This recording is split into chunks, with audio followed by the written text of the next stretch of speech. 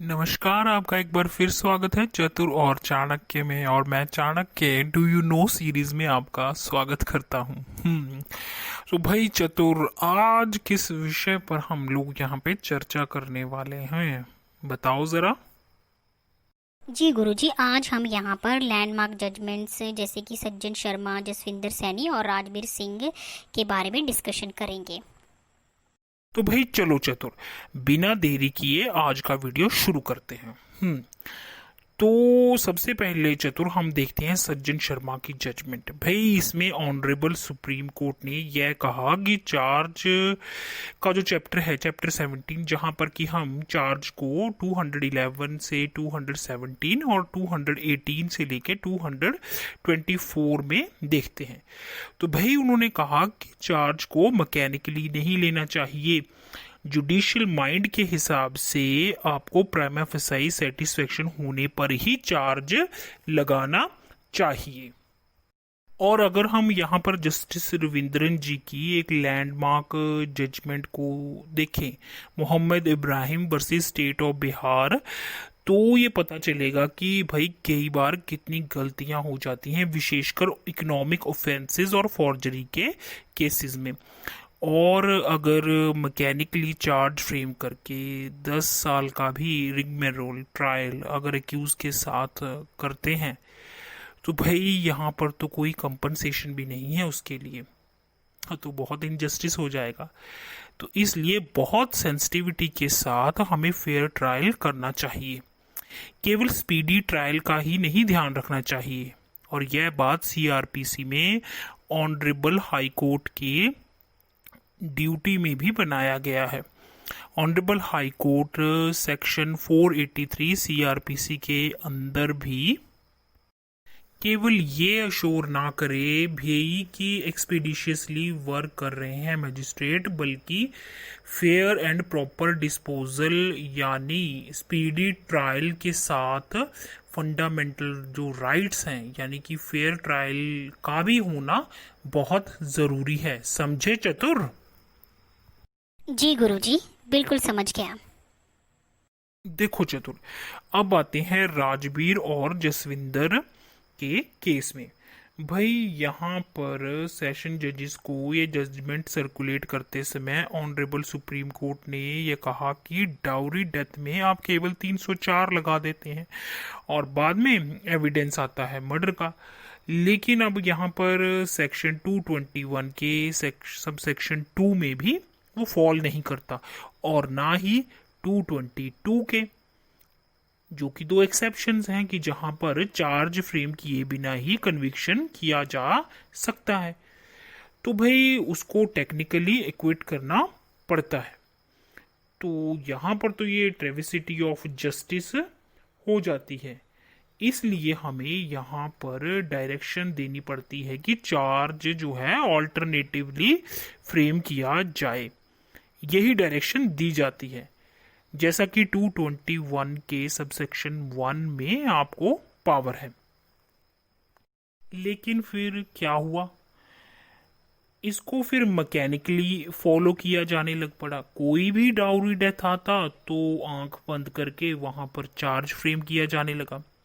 फिर 3 साल बाद 2013 में जसविंदर सैनी के केस में ये क्लैरिफाई किया गया भी कि भाई मैकेनिकली मत फॉलो करो। जहां पर आपको डाउट हो रहा है ना, केवल वहीं पर ऑल्टरनेटिवली चार्ज फ्रेम करो, जिसका चार्ज की मर्डर ही माना जाएगा। लेकिन अगर चार्ज जो है और केस जो है क्लियर कट डाउरी का है, तो वहां मर्डर का चार्ज फ्रेम नहीं किया जा सकता, ना ही करने की जरूरत है। तो ये यहां पर बहुत इंपॉर्टेंट बात है। पी विजयन की जजमेंट में भी तो दो व्यूज हैं, तो भाई एक फेवरेबल और एक अनफेवरेबल। चार्ज की स्टेज में मेयर सस्पिशन पर आप जो है चार्ज फ्रेम नहीं कर सकते, ठीक है। और चतुर, अब मैं तुम्हें यहाँ बता दूं कि मैजिस्ट्रेट का काम जो ओरिजिनल कोर्ट होता है, वैसे तो सेशन जज भी आफ्टर कमिटल जो है ओरिजिनल साइड में क्या लेते हैं, कॉग्निजेंस लेते हैं, जैसा कि 193 में लिखा है। पर 193 पर हम एक सेपरेट वीडियो लाएंगे जिसमें हम धर्मपाल, धारीवाल, रंजीत, इश्नू, अग्रवाल, बंसल, बलवीर इत्यादि केसेस पर डिस्कशन करेंगे।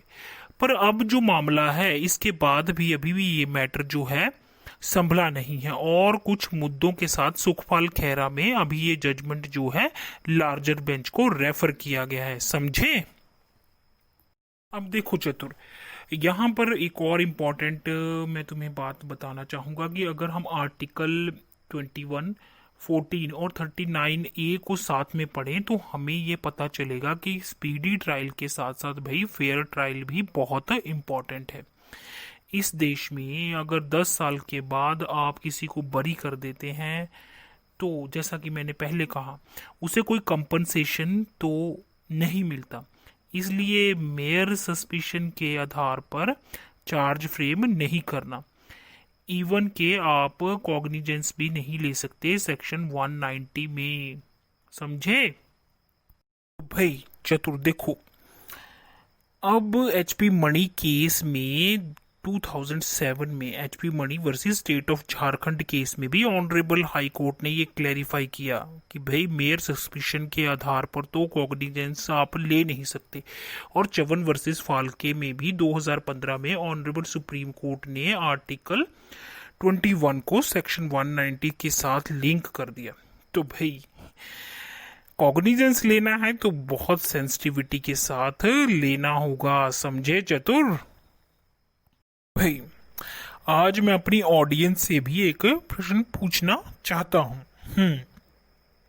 तो भाई एक मैजिस्ट्रेट ट्रायल तो अपनी ज्यूरिडिक्शन में ले सकता है 177 से 189 चैप्टर 13 सीआरपीसी के तहत, लेकिन 190 में जब वो कॉग्निजेंस लेते हैं खासकर 1 के सी पार्ट में जिसमें कि उन्हें कहीं से भी इंफॉर्मेशन मिल जाए या उनको नॉलेज मिले या उनकी प्रेजेंस में कोई क्राइम हो तो वो ऑल ओवर इंडिया या कॉग्निजेंस ले सकते हैं। क्या जो मे वर्ड है उसे शेल पढ़ा गया है 190 में, यानी ये मैंडेटरी है उनके ऊपर,